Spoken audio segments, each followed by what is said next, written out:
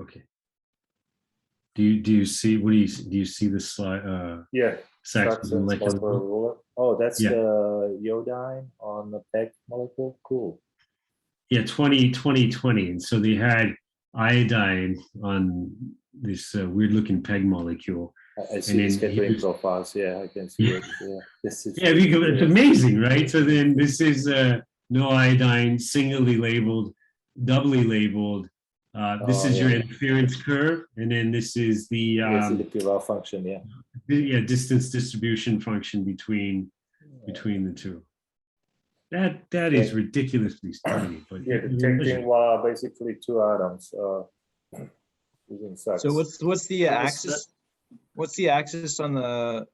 It looks like it's 30 angstroms or something on the p-val. Yeah, but I don't think it's 4 pi sine theta. Wait, what is it? 2 pi sine theta? I think they're missing a 2 pi or something. I'm saying the P of R functions. P of R function on the right side. Oh yeah. So this goes out to 50, 50, 50. And this is 20, 20, 20. Right. That's crazy. They did this at SACLA? Spring 8. Spring 8, I mean, yeah. Yeah. So, I mean, the point is like, if you can measure a difference, if you reliably measure a difference in SAXS, then that's your signal, right? And that's all they really have to show here. It's really noisy, but you have a difference, right? I wonder what kind of concentration they had to do that. Oh no, I could send you the reference here. That's cool. Thanks for sharing that, Rob. Okay. Yeah, I was completely shocked that happened. I was like, what? If you guys don't mind, I have to catch my bus in 45 minutes because I'm not working from office, as you can imagine. So if you don't mind it, I'm gonna just go through a couple of stuff that I want to show today. Don't mind at all. No, great. So I'm gonna show. Make sure you buy a ticket for the bus. Yeah. Don't get busted by those guys. Be in a jail on top of it. So yesterday we had a discussion about practical course and what we're gonna do. Some titles here already. There will be a couple of questions about DNA, RNA complexes before the IDPs and using this buffer subtraction, how to properly buffer subtract from for the SEC sets. And so I have just a few points here, and I will probably happy if somebody asks the real questions, but I just bring some slides just for a good start. So it's not here anymore, but I was working on this project. It's this protein RNA complex, and protein was easy. You collect SAXS on it in SEC mode. You can feed the data when you put this linker on top of it, and you optimize the conformation of the N-terminal tail. We use the BilboMD, I will show it later. And so nothing to say about this. Is monomeric and have an extended linker or tail. And then we have RNA, and then we have RNA protein complex. And based on SAXS and also moles, I'm showing here, it's 1-to-1 complex. But what he had a problem, this is the problem. So we obtained this very high quality data. And we discussed the chi. That was one of the questions was, what does the chi-square mean? That's the goodness of fit. I think Andeep mentioned that in her presentation. It's basically tell you how good the theoretical scattering profiles from these structures matching the SAXS data. In our case, the crystal structure, what is shown here, that's the blue curve, and you cannot really see it right, but it's not fitting well. And only when we add the linkers here, it's fitting a little bit better. The optimized chi is 3.1, but as you can see here in the small angles, it's perfectly matched the data. So what is really happening, that was the difference between your crystal structure and your data is really in small changes in the structure. It could be the flexibility of the linker or motion of the RNA or breathing. So in this case, it's very difficult to go behind this goodness of fit of 3 or 2 point something, because you already see in the solution scattering everything. And on top of it, as Rob mentioned, the calculators, the SAXS calculators in this case, to match exactly the experiment, it's much more complicated, especially for DNA and RNAs. We don't have still very good calculators for DNA RNAs. So here we go. Go back. I would recommend in this case something approach like this. As Sonia was here previously, we had again study very simple system. It was a FC. FC is a part of the antibody, and this was the collaboration with the industry. But what we used is a small motion in FC and tried to match this very high quality data again. And we never been able to match the data with the movement of the hinge or flexible glycans, and we move everything. We move the glycans and we move of those IgG domains that are connected on top of the FC. We overfit the data already. We see the improvement. It's from the blue to green. Nothing really improved and perfectly matched the data. And it's really amazing. We really try to mimic in solution state as close as possible. And what was really important for us, not make the glycans flexible and move only a special parts of the domain on FC. So in this case, you can really see a small motions in the molecule because your data quality is so good. So in solution state, you can present your FC, a little motion in the upper region, and obviously the hinges are moving. And that's the same problem with the Kim, what he have. He cannot fit the data because his chi is 3 or 2, and he expecting 1. But because the data quality is so good that you can see all those details, including the bleeding of the molecule, breathing of the RNA, and potentially also not a perfect calculators for the DNA. So let's keep it in the mind if you do rigid body model. Another example, this is just this down. Recently, I started to figure it out how to use a different modeling approach, and I really got excited about. We used the normal mode analysis before, but the Swerving group developed some really nice tools that are easy to use. It's called S-Reflex. And recently we applied for figuring out of how the conformational change of albumin change in a human when they have a specific disease, liver disease. But also all the data that you can see when you upload from SAXS-DBD for the albumin, they are a fit from the crystal structure. None of the fits are right. And so my question was first, what's really a solution state of the albumin? Albumin is the most used protein standard for SAXS. And so that was kind of a neat work that was really happening when you have such a good quality data to about resolution 13 angstrom, because the chi Q 0.5 is the resolution about 10 angstrom. So you have information in this data to see a small conformational change. And so what we find out using this normal mode analysis, and if somebody don't know what it is, it's just basically eigenvector movement of specific domains in a protein. And you can move domains based on how they are extended and how they are interconnected in a protein. And so by the movement of 5 angstrom of this domain 1 and domain 3, 6 angstrom, we have been able to match the data pretty much perfectly. And we're using also ensemble. It's even improved to chi 1.4 when you have a multiple structure. So when you have one conformate about 3.3, it's already better than crystal structure. What is the red one? What is about 10? So you see it here how badly it's matched here. That's the most important part of the scattering profiles. So S-Reflex is another tool that can be used to use, I would say, atomistic structure modeling here using SAXS and define a small motion and properly match the data if it's necessary. Just want to add to that, which is that SAS reflex, they've tied it into PyMol with a patch, so you can actually see it going. Oh, really? You know that. That's cool. But it's part of the ATA package.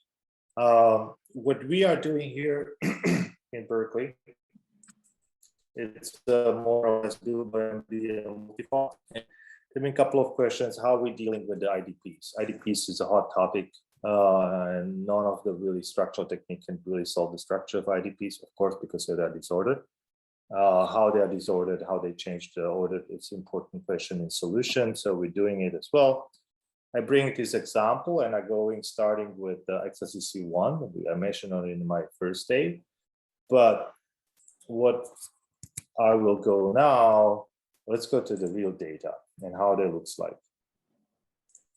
So this is about 2 mg per mil injection of this XSCC1.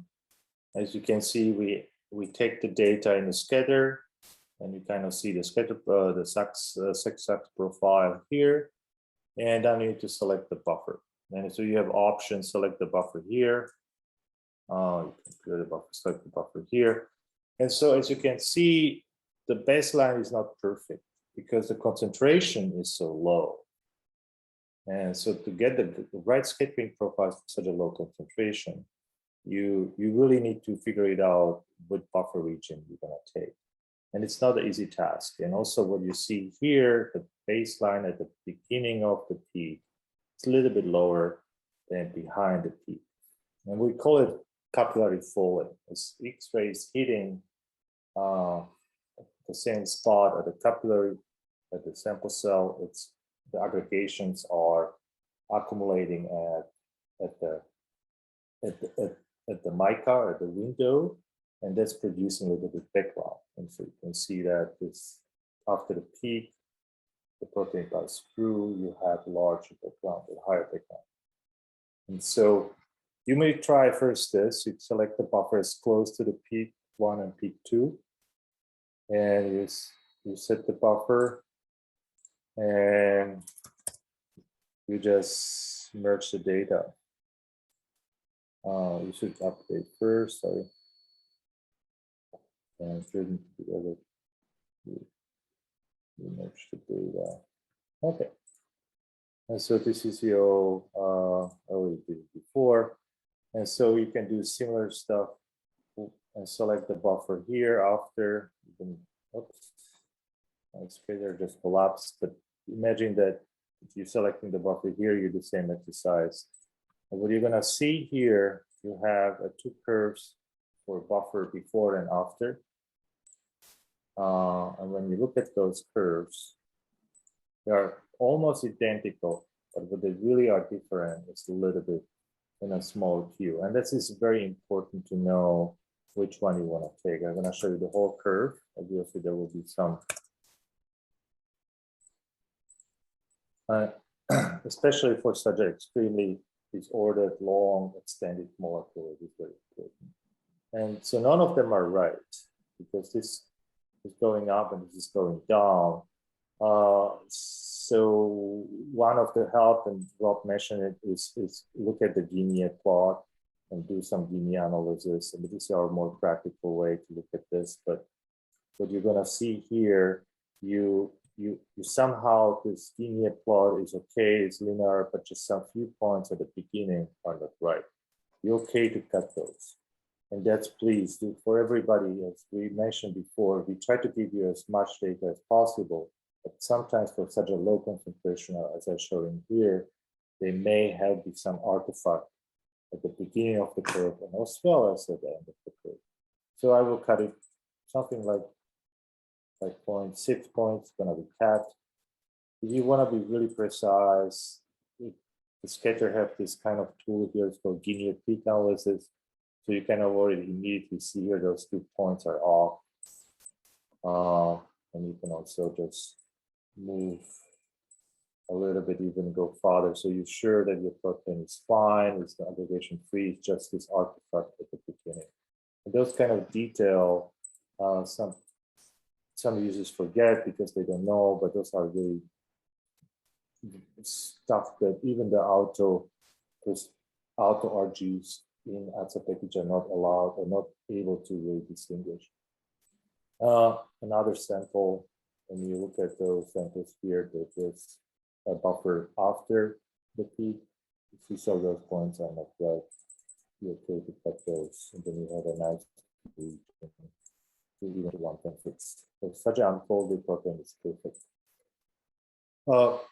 So, and then you can do all the stuff. What I will do now, I will show we have a problem, and you see this front peak here. That's a kind of larger aggregation of tetramers of XCC1, where the XCC1 for a transient monomer dimer, as I show in the slide here. Okay, this is kind of a mixed state, but there are also some large oligomers in the beginning. They may go in our main peak. And Nozomi on the first day show you a tool, an excellent tool, really in case you are not sure if your high oligomers are not perfectly separated from the main peak, how you can clean up your skipping profiles. And I briefly show you what she mentioned. The tool is called EFA, evolutionary form for EFA is evolving form factor analysis, and it's not in scatter, but it is in called raw. So it's called RAW. And what you just need to do, you just need to open the raw. It's all open source, so don't worry about that.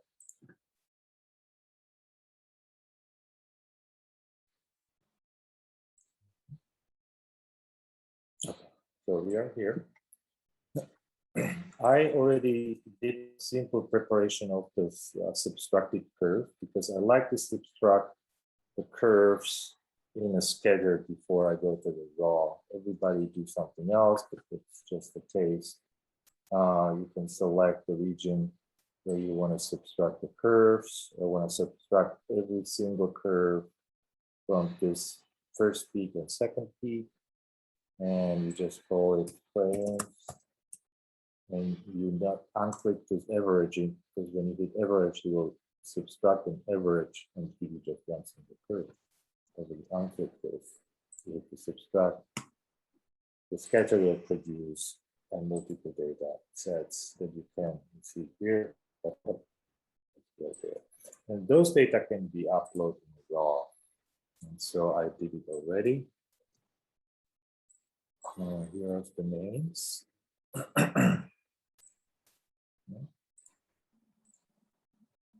For some reason, it's starting.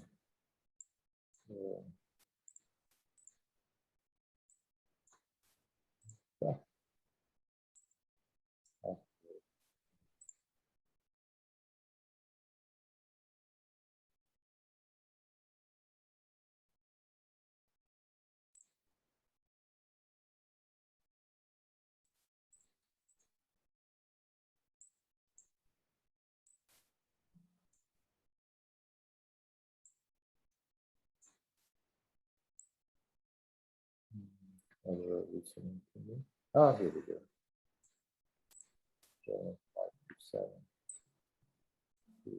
30. And in the raw, I mean, I can't go through all the details, but you see very noisy SEC SAXS profile for our XCC1 with the first oligomer peak and then monomer dimer mixture. So what you're gonna do here, and that's another trick, make it a little bit nicer. Instead of integrated intensity, you can do something like this. Those are specific details. Here we go, it's way nicer. And so when you go to the series, you click on this, Let's say EFA is hidden right here. And all those tutorials are online, so you don't really need to make notes right now. But Michal will show, you may first see how many single values you can expect, which means how many components you can expect under all this range between this beginning to the end. So it seems like the 3 components are significant, and we're gonna keep them there. And basically hit the next and see what's happened. You need a little help here. Fortunately, this beginning right, but second component start a little bit later, and the last component, you see when it's distinguishable from the background, is also a little bit later. The same for here. This is the second component. And so sometimes you can automatically detect these differences, and sometimes not. So you're gonna help everyone a little bit. Next. And so what you see here, you select the region where we see the large oligomers. Those blue curve immediately describe this kind of large oligomers. They are present and may overcome this peak, but in this case, it's not really happening. It seems all good, it's separated, but you have some capillary folding that I call as unspecific stuff. That's the green one. It's overcome the main peak as well. So you have help up to kind of separate those different artifacts without doing a non-specific or kind of more sophisticated buffer subtraction that can be done also in the raw. And so this give you a different curve that is come from the peak, and we try to compare this green, the yellow peak, yellow scattering profiles, scattering profiles that you done in scatter. That's a nice exercise. So we're done, and you have the file saved here. I already did it for you, so let's look at this. And so here is your frame 1.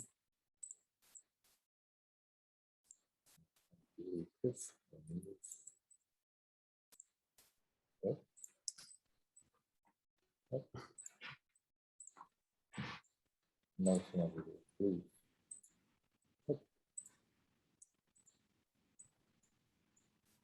Oh.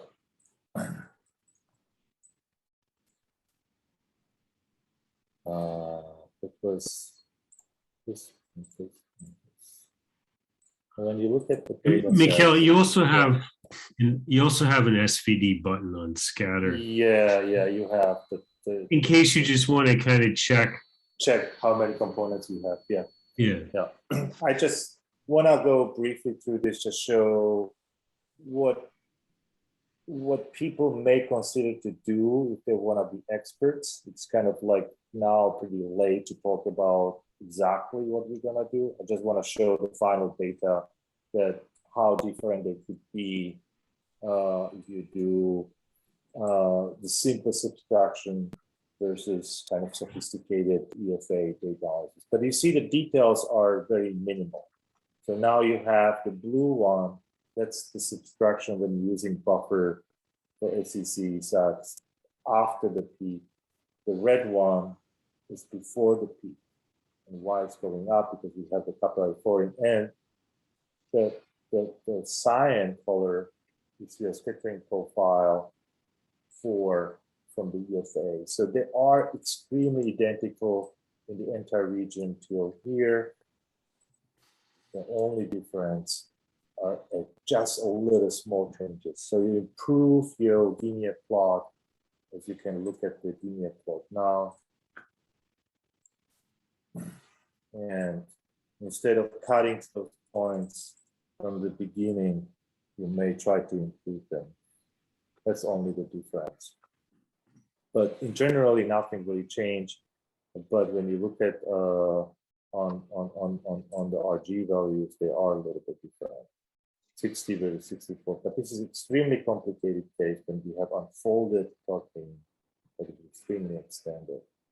So what I will do now, just very simple, I will just calculate all those fancy volumes are important to.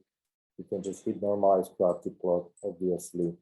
To show you something that's a multimodular, a very unfolded, partially unfolded protein. That's what we see in a gravity plot.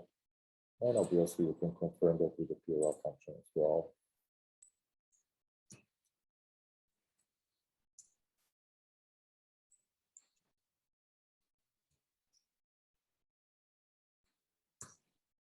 So let me briefly go through this, but everybody's ready to do it.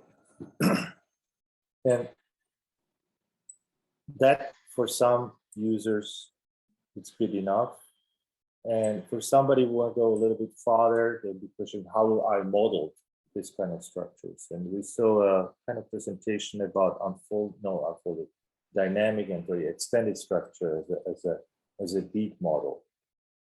Yes, it is useful to see something in a 3D rather than in a pure raw functions, but how I'm going to present this kind of extremely disordered molecule, scaffold-like structure? Can I do atomic modeling or not? Yes, and then what I would like to show, what I see here, this is the final result when I can match my atomic model, because I know it's a monomer diamond mixture. I see the moles, I see the molecular weight distribution, I see the radius of gyration distribution across the size exclusion peak. And so how do I do this? And I have only a few minutes, but I will show you that if I just finally have this great curve and I check all the boxes, now I can do rigid body modeling. And so rigid body modeling can be done using BilboMD. And so BilboMD required the initial model. And you can do initial model, and now it's really a fancy database that I like to use if I'm gonna go to the BilboMD, and that's the AlphaFold. AlphaFold recognize the folding parts. In this case, we have 3 folding domains. That's the N-termini and 2 BRCP domains. And the rest is basically unfolded. So if you go and look at an AlphaFold and you type XSCC1, he will give you this kind of a structure where those 3 domains are close to each other and the loops are sticking out from this cluster of these 3 domains. Obviously, that's not much in our SAXS data because our structure needs a 250 angstrom long molecule. So just to make sure everybody understands that the AlphaFold has posted the entire human genome. I think the one that Michal is talking about is something he took directly from AlphaFold. this is here with database mentioned twice today. Let's just see. I'm going to find it very briefly. Here we go, DNA repair protein XSCC1. Let's do it not from mice, let's do it from human. Oh, here we go. The genes are really similar. And there we go. This is how the AlphaFold predicts the XSCC1. Okay. Well, we can take this model and dump in the BilboMD. And that's what we're going to do now. And it's matched to the SAXS data. Nice. That's pretty cool. Pardon? That's pretty cool, Yeah. Michal. Yeah. So we're going to take that model. I'm going to cheat a little bit. I already have the model here somewhere. This is proprietary. I can show this guy. I have to open somewhere here. Here we go. Got this right here.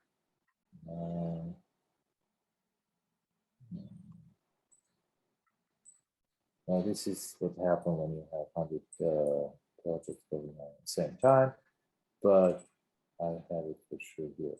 So, good job. Oh, example. Here we go. So, a bunch of stuff here. Okay, these are not the frames that I need now, but so in my case, it's a dimer. So let's just model, but this is my AlphaFold model. And so, but I want to do a dimer, and also monomer, you can do the same way. Instead of loading 2, you're loading 1, but let's just load 2. And now you need to do a constraint file. You need to define which regions you want to have a widget. And this is very simple. I know the 500 to about 600. I need to know exactly, but I'm just going very fast.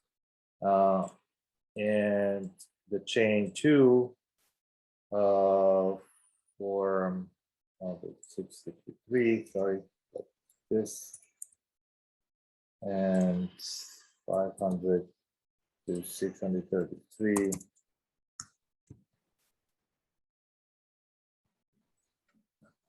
So this is your dimerization interface, and the next domain is somewhere in the middle. You know exactly, I'm just rushing up down that I'll show you how to do very simple, this kind of movement of molecules from the AlphaFold.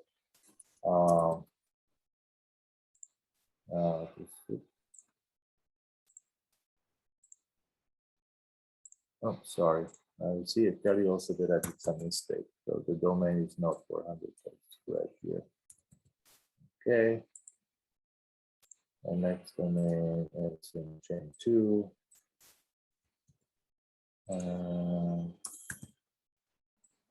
Okay. And the last domain is in chain 1. It's gonna be 1.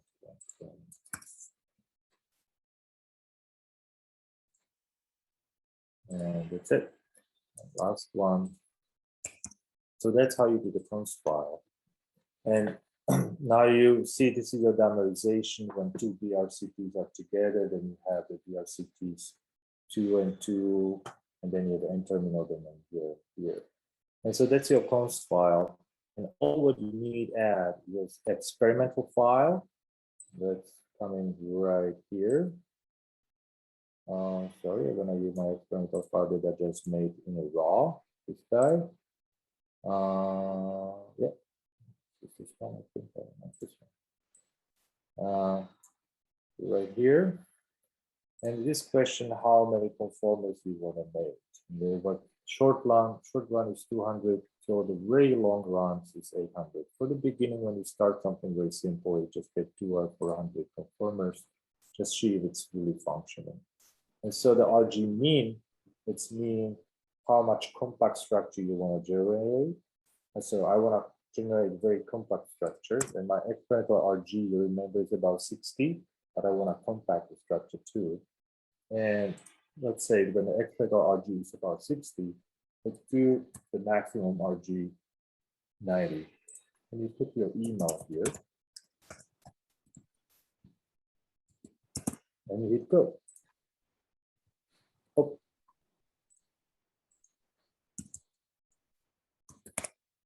I need to get something.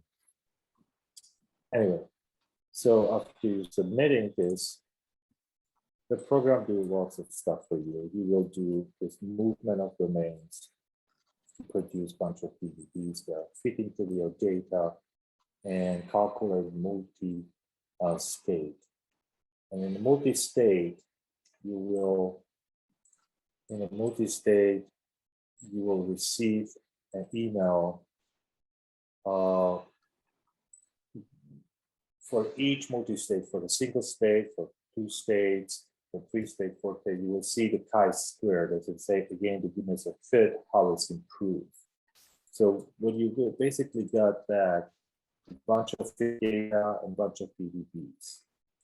This is just an example. You need to read me files also here for you to understand what is what. This is very important.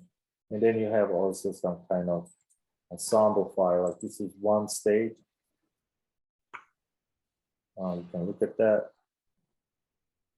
So this is the best fit structure, and you can see what is your goodness of fit. And this is 2.2, it's already good. But when you look at the ensemble of 2, that's mean 2 conformers is 1.3. So you improve your match with adding already 2 structures in your fit. And it's generally going to improve with ensemble of 3. But the final step, what I would recommend to do, because I know it's actually a measure of monomer dimer, because you still, even if you decide exclusion flux, sometimes it's very transient complexation prevent to separate this species. And you have a purification column, and your SAXS is a little bit later, so it's a gain.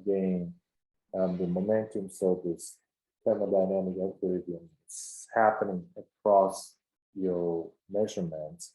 And therefore, we know from the moles across the peak, you still have a mixture of monomer dimers. But I was modeling with BilboMD only dimer here, but you can do the same. So what I will do, I will gather a bunch of models and prepare it in the zip file. And in zip files, you will have a dimers model from your BilboMD, and you have your monomers as well.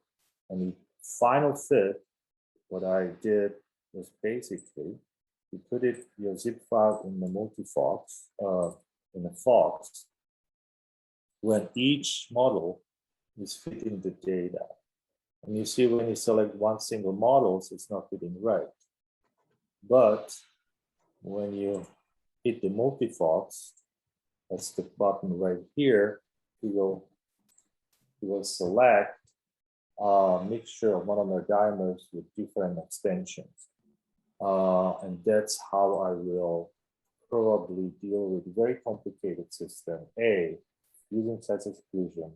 And if you see some close-up, not separated peaks, apply the EFA analysis, and then potentially do some kind of type of modeling. If you have a structures, but with AlphaFold, you can also do this kind of preparations, easy way for BilboMD or SESREF, SESREFlex that I mentioned, it's the normal mode analysis. So you can do all those rigid body modeling easier than a couple of years ago, and it's not as required to be just only shapes. And the last slide that I want to show you here, so after adding, instead of only one conformers feeding the data with a chi-15, using 2 conformers, you improve the chi dramatically. So when you look at closer, extremely important is the small q, the 1 conformers that called the compact dimer. But when you're adding this extended conformers and compact, you feed your data right. So this kind of confirm that your data, you are able to fit, not this ab initio shaping will be not work at all, but then also when you fit conform, the monomer pop up and the fit improves to 1.2. So you kind of assume you have a small amount of monomer compact dimers and extended dimers that match data pretty much to perfection. So that's how I will deal with IDPs, even with the small IDPs like FBS and etc. I went too fast, but just to show the pipelines to analyze very difficult samples.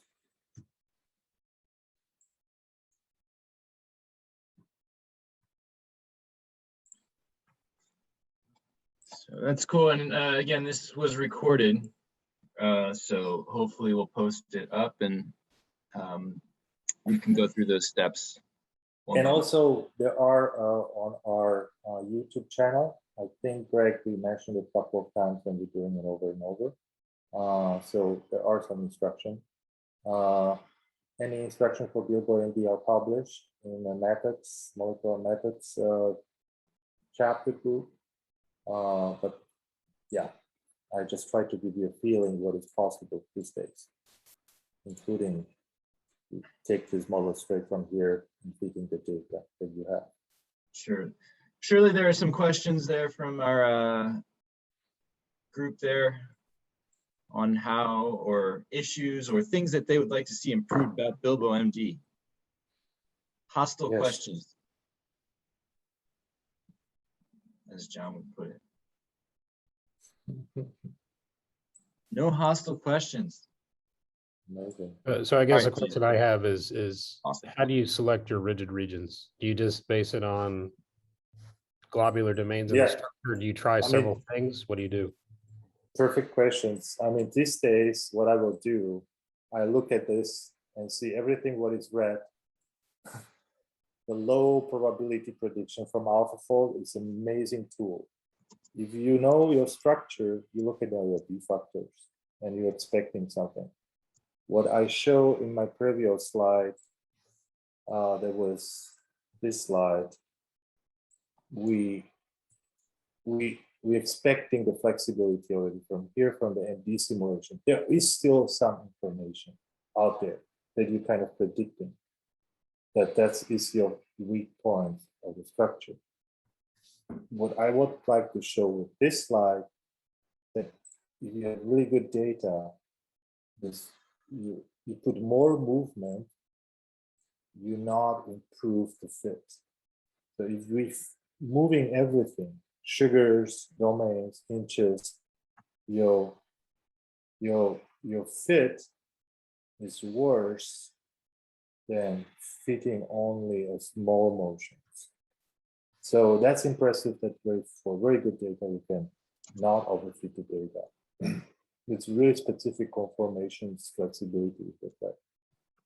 But your question is right. I would look at B factors, AlphaFold low probability predictions. That's the future.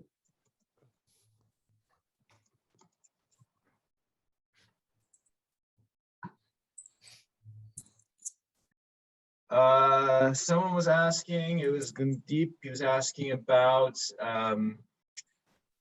showing Dmax and RG for the best conformer on a graph. Yeah, that's a good point too. We probably need to Showing- make some kind of tool for that. Huh?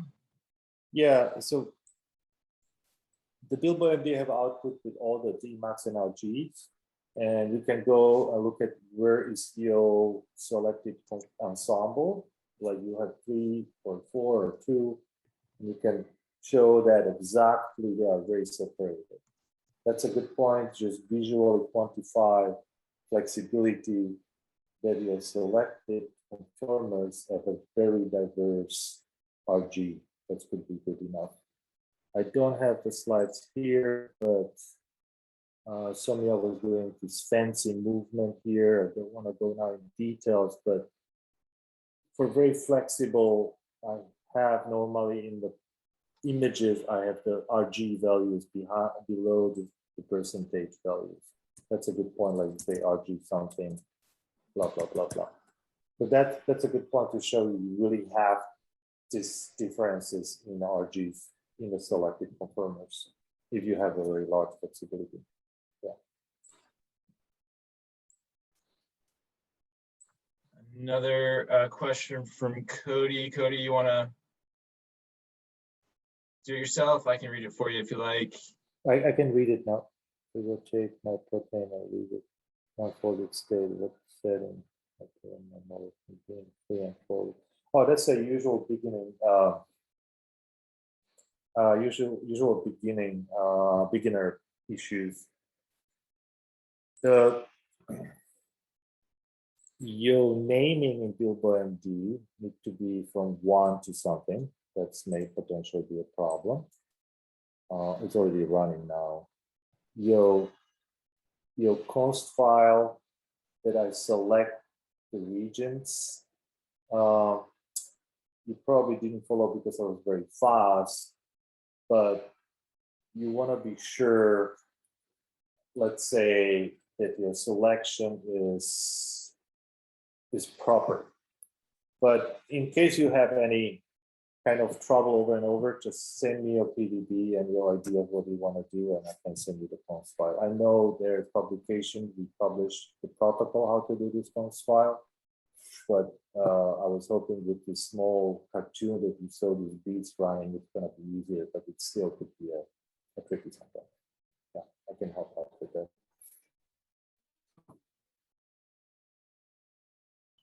Just try on your first. And yeah, I mean that visualization with the little balls and strings, that's a huge help, because often you'll end up running something that you didn't want run because you didn't name it right or number it right or whatever. Yeah, that's right. Oh yeah, so this is what the deep show. Oh, this is one of my figures. Yeah. Exactly. So in this case, I try to show that my best conformers is here, but your fit to expand our data, that's the black PRR function versus the green one, is dramatically improved when you add a little bit of extended conformers. Yes. Yeah. This is a good example that I will do over and over. Sometimes I'm lazy, I don't do it. But when you have extra time, this file is part of the output from the BilboMD, so you can take that. Yeah, that's perfect. Chris had a question. Hi, Michal. Yes.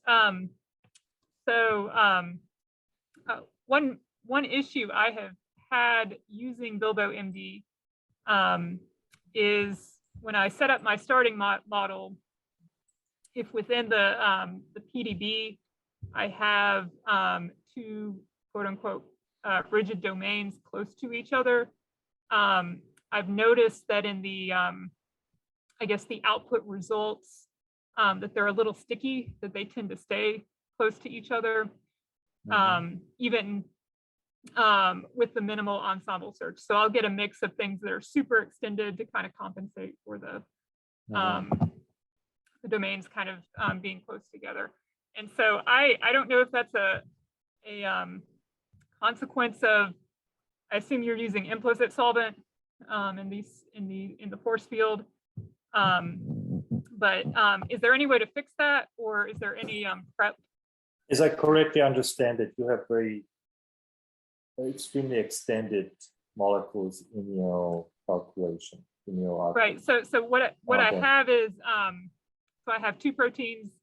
One is a large protein, and the other is a small protein with a flexible N-terminus that binds to the larger protein. Okay. And so if my smaller structured protein is close to the big protein, they can be associated more closely with each other. And my concern is that I guess the MD sampling that's happening in BilboMD isn't blowing them apart sufficiently in the simulation. Okay, so I think it's really the setting the RG min and RG max much more precisely. So sometimes when you're expecting some RG from experiment, your RG experimental would be about 35, and you want to sampling something big and only small motion in a small domain, so sticking outside. I would do a plane with RG mix min and max and very smaller range. That's me. Let's say your RG is about 35, then I will plane with 30 and 45, not like 20 and 70, because then it's the small refined RG min and max can allow to make this little bit more specific motions of the smaller domain. Another problem could be it's exactly that your linker need to be exactly defined. The flexibility region, which means it to be, instead of like 3 residues, you need to have at least 10 residues. If you want to have a small motions in BilboMD, then you define only 3 flexible linkers. I mean, you define only rigid domains, but you try to define very small region that is flexible. That's allowed to this kind of more allosteric motion tracking. So you can tune it up with the RG min and max, but also how long gonna be the linker. Yeah, so I've been maintaining, I guess, a pretty close RG range. What I find is the MES gives me kind of the extremes of my range. But it might be easier if I just send you an example. Yeah. And let you Yeah. take a look at it. Yeah, absolutely, absolutely. I will be happy to help with, especially you are the one who have to be met. Definitely. Yeah. With the BilboMD, I get into questions on a regular basis. Sometimes I'm not responding immediately, but I'm getting back to everybody. Okay. How to deal with it? You're welcome. How to deal with the confirmation heterogeneity complexity on the same protein samples? That's what I was showing with the XCC1. You're running BilboMD on a dimer. And you're running this different BilboMD run on a monomer. We don't have an ensemble immediately from those 2 runs because you're running separately. But you have a bunch of ensemble models from dimer and monomer. You can do as primer as well, and hexamer, whatever you have. So you have to set heterogeneity. And then you're running, then you take those ensembles models from monomer, dimer, primer, whatever you have, you zip them together, and you put it in the Fox and run in multi-Fox. This is a great example when the XCC1 is a flexible, but as well, you have a mixture of dimer, monomers, etc. And with using the multi-Fox that is in a Fox application, we're allowed to see how you improve your fit and if you really need different organization states. But I would also mention that the MES algorithm is also available as C code. And is part, I think if you email Dina, she's going to give you or tell you, you might already have it on your computer, don't know it if you've got Chimera. Yeah. And that will allow you to combine a huge set of DAF files. Structure, any kind of structures. Even that when you have heterogeneity, like your model is not flexible, but you have a 10% of NDP that is not fused with your protein, you are able to take that theoretical data calculated by Fox and running multi-Fox on your computer using the C code. Yeah, like these little web apps, they're good for 90% of the cases, but if you want to dig in, the code's available and you can like hack at it and put things together. It's everything here. You can upload it straight from the app. There is a link to the multi-Fox and all the methods, how to program, how to run it. It's published. Yeah, and not hard. Even I did it. Yeah. Yeah. Other questions and issues?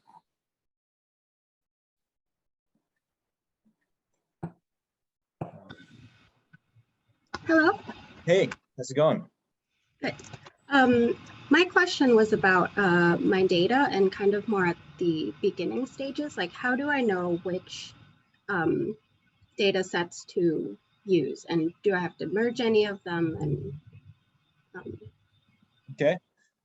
So how would you like to, do you want to share your screen and go through it with us? Maybe I can handle this, Michal, if you need to get on a bus. Yeah, I have 5 minutes to get my bus. Okay. So just so you guys all know, Michal's in Slovakia, and the bus system there is hilarious. It's absolutely like hilarious. You have to buy a ticket, but you don't show it to anybody. And there's like these random people who come in and make sure they check your, they'll once in a while check. and nobody buys tickets at all. And it's this uncomfortable situation when it happens. Is it horse-drawn? Is it a horse-drawn bus? Yeah, there's the serious punishment for what happens. It's they put you in this kletka of Hambi, I think. It's like the cage of shame in the middle of the square. I want to let you, everybody, this is not true. Okay, Greg, Rob, thank you for coming. And Catherine is not here. Her son just got hurt. I got the news. He twisted his ankle. Twist the ankle. And I'm not going to explain the data from EOM because this is a certain group, but we're using multifox and fox. But there was a question from Sally. EOM is basically the same as a multifox, but the multifox is using minimal ensemble rather than 50 structures to fit the data. But thank you for everybody. Greg, you can handle that. That's right. Thanks, Michal. All right, Verena. Okay. I'll share. Okay.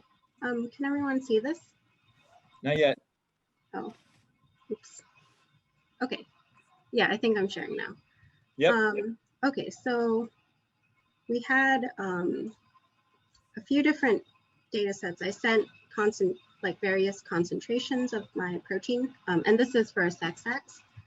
And I think we got a summary of selected data sets. And it was 2 of the data sets, and I was wondering how you guys decide what to merge and so yeah, I mean, I think Rob's point early on about things being 0 and just being noise applies here. It's, the y-axis isn't being shown, so it's kind of hard, and I know that's not your fault. That is the way that was displayed, but it might be like 0 in that area. In which area, sorry?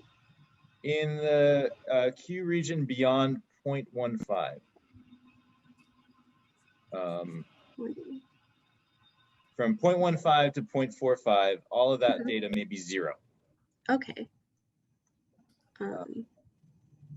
So I would definitely check that. It's hard to see from this. And Rob, do you recognize this as a scatter output here? Yeah, that's the PDF. Okay, right. Yeah, so if you go to figure C, that's showing you Q times I of Q versus Q. And so if you follow that line is 0. So you can see as you get out to about 0.35 inverse angstroms, a lot of your points are going negative, right? Right, here. So you don't, you'd be safe to truncate it to like 0.3. Okay, in terms of minimizing this data set? Yeah, so yeah. Oh, I guess my question was more about the data sets at different concentrations. So should I be generating going through all of that data processing and then generating models for that and then averaging at the end, or? Yeah, no, you should definitely come up with one curve from all of them. But what was your process in thinking through sending multiple concentrations? Because you would think that the SEC trace would already have the whole concentration range in it, right? Because you have a peak, right? And the front of the peak would be, I guess. Lower concentration at here. I guess I haven't really done SAXS that much before. And so I was just following the suggestions. Sure. So I think it was suggested that I send different concentrations. And that's why I did that. I mean, I know for high throughput, we definitely recommend going through different concentrations. But I think for the SEC, you're probably good with just the highest concentration. I mean, unless you think see. that the concentration you're sending it in is causing some kind of irreversible aggregation that sort of cascades into more aggregation or something like that. But I think your entire concentration series, if that's not happening, is already in this data, right? You just take the tail end of the data. Like in that trace right there, if you took, you know, from elution time 16 to 17, that would be lower concentration than from 15 to 16. I see. Okay, yeah, that makes sense. I think that my lab mate had also done HT-SAXS, so I was just asking her for advice. But I see. Yeah, that makes a lot of sense. Yeah, thank you. Okay. Yeah, sure. Hi, Greg. It's Nicole. I had sent Catherine some data, which was our apoferritin runs, and I was hoping to get some help with that. I see. We're used to doing small proteins that are like monomers or dimers at most. And so when we were trying to model it, we were running into some issues. So what we have is an apoferritin base, and then we've added in this case, the one I would send was a 20 kilodalton domain from a protein, which is a vaccine candidate that we had linked to the apoferritin. And so I could model the apoferritin control and it came out looking nice. But when I went to try and do the one with the vaccine candidate on it, I was having issues. I was using Damith to try and do it, but it didn't seem like it was working.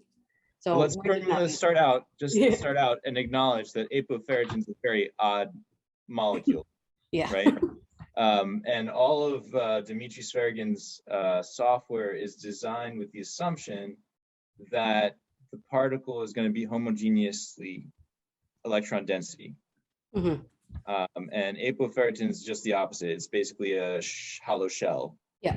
And we yeah, and we saw that. I can go ahead and share my screen. Yeah, why not?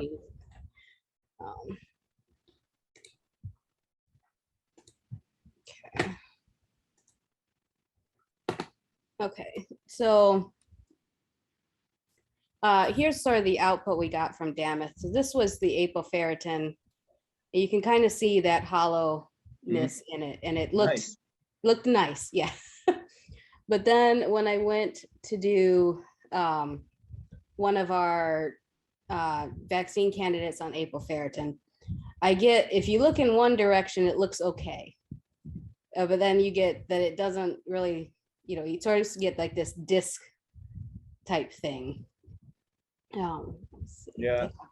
I mean, again, I know Rob went through the shape reconstruction stuff, and there is a lot of value to this, but I mean, you have a lot of information about what apoferritin looks like. Yeah, we were just trying to get some information on what the vaccine candidate might look like on the apoferritin. Right, but you probably also have a structure of the vaccine candidate. Yeah, we do.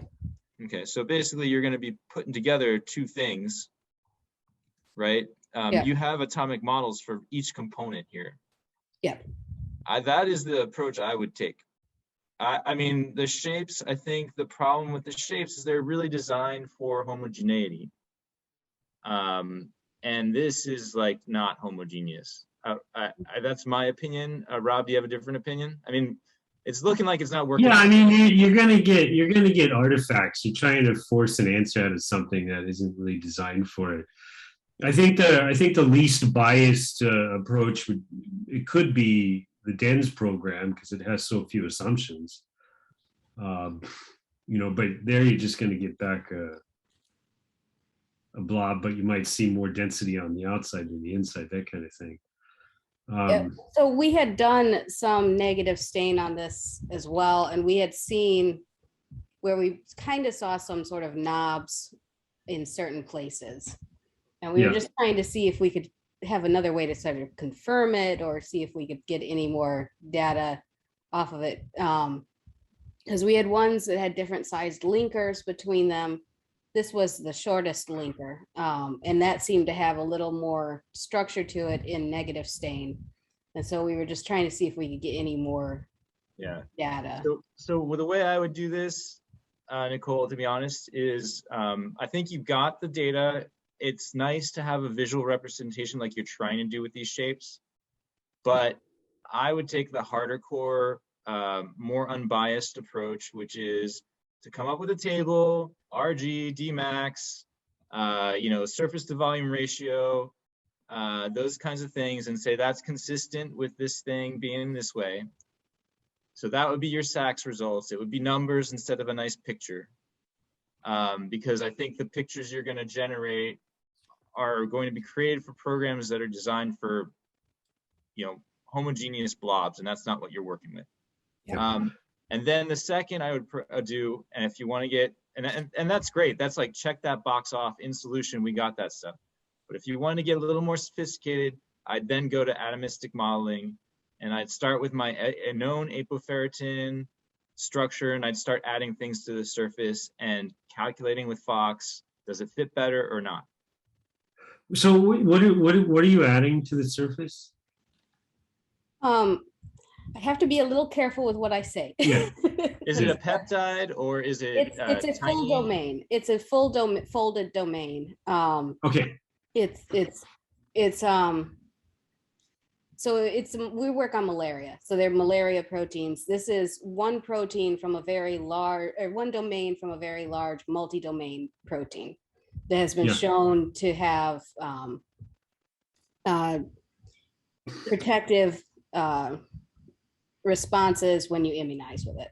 Yeah. So we're trying to. For our purpose, all we need to know is it's a peptide, or you don't need to. Yeah. So this is one thing you could do, right? You don't need all the high resolution data here. You take your little ball model of apoferritin, you take those domains or model that you have those domains, and you just want to distribute them evenly around the ball, right? So, do 10, 12, 16, 20, whatever, you just try a whole bunch of them.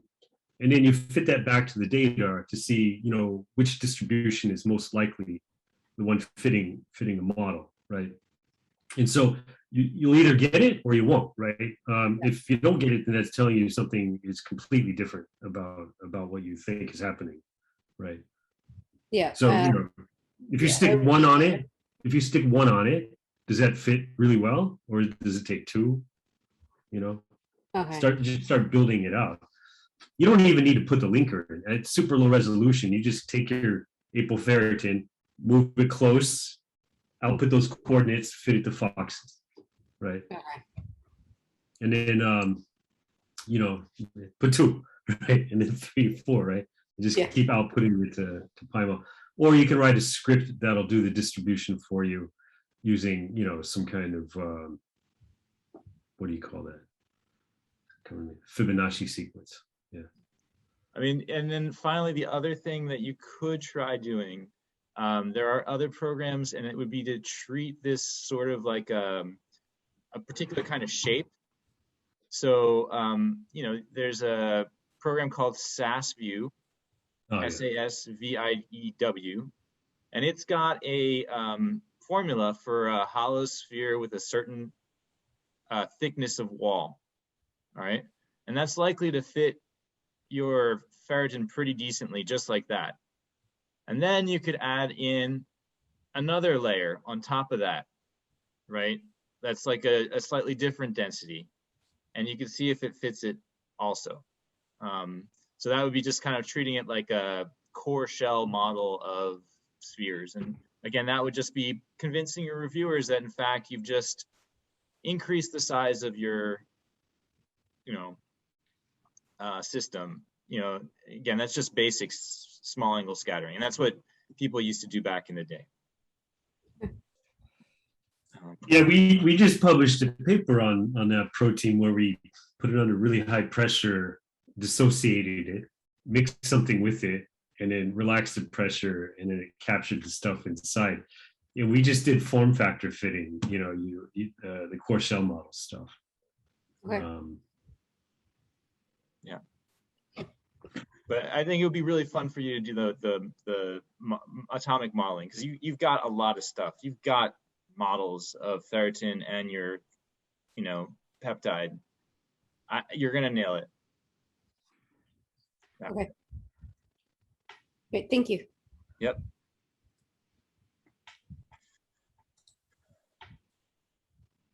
Thanks for hanging in with us, Nicole. Prep stuff that we were kind of talking about in condition screening. So do you see the slide? Yep. One Mall slide? spells. Okay. So if you take glucose isomerase and you put it in pH 8 at high salt, and you look at the moles data, you get this nice, red peak. But then what ends up happening is when we look at the Quell's data, you get a splitting of the peak. And then when we drop the salt concentration still at pH 8, you can see that the splitting goes away. And this is telling you that you have some kind of change in conformation or partitioning of the sample based on the condition that you're in.